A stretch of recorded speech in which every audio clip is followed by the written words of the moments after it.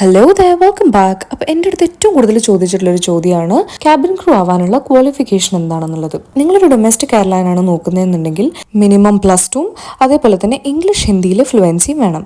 ഇനി നിങ്ങളൊരു international എയർലൈനാണ് നോക്കുന്നതെന്നുണ്ടെങ്കിൽ minimum 21 വയസ്സും അതേപോലെ തന്നെ ഒരു ഗ്രാജുവേഷനും കമ്പൽസറിയാണ്. ഇനി ഇംഗ്ലീഷ് ഹിന്ദിയിൽ എങ്ങനെ ഫ്ലുവൻറ്റ് ആവാം എന്ന് ചോദിച്ചു കഴിഞ്ഞു കഴിഞ്ഞാൽ രണ്ടും ബേസിക്കലി ലാംഗ്വേജ് ആയതുകൊണ്ട് തന്നെ നമ്മൾ എത്ര കൂടുതൽ സംസാരിക്കുന്നോ അത്രയും നല്ലതായിട്ട് നമുക്ക് അതിൽ ഫ്ലുവൻറ്റ് ആവാൻ കഴിയും. അടുത്തത് ഏറ്റവും കൂടുതൽ ചോദിച്ചിട്ടുള്ളൊരു ചോദ്യമാണ് മുഖത്തും അതേപോലെ തന്നെ ബോഡി പാർട്സിലും വിസിബിൾ സ്കാർസ് ഉണ്ടെങ്കിൽ അവർ എടുക്കുമെന്നുള്ളത്. നമ്മൾ ബേസിക്കലി യൂണിഫോം ഇട്ട് വിസിബിൾ ആയിട്ടുള്ള ബോഡി പാർട്സിൽ പെർമനന്റ് ആയിട്ടുള്ള വല്ല സ്കാർസോ മാർക്കോ ഉണ്ടെങ്കിൽ മാത്രമേ അതൊരു പ്രശ്നമാവുള്ളൂ. അതർവൈസ് നമുക്ക് മേക്കപ്പ് ഇട്ട് കൺസീൽ ചെയ്യാൻ പറ്റുന്നതാണെങ്കിൽ നമുക്ക് ധൈര്യമായിട്ട് ഇന്റർവ്യൂവിന് പോവാം. അപ്പോൾ അങ്ങനെ ആരെങ്കിലും പ്രിപ്പയർ ചെയ്യുന്നുണ്ടെങ്കിൽ അവർക്കെല്ലാവർക്കും ഓൾ ദി ബെസ്റ്റ്. അപ്പോൾ I hope this video was informative. അപ്പോൾ I will see you in my next video. Until then, take care. Bye bye. I love you all.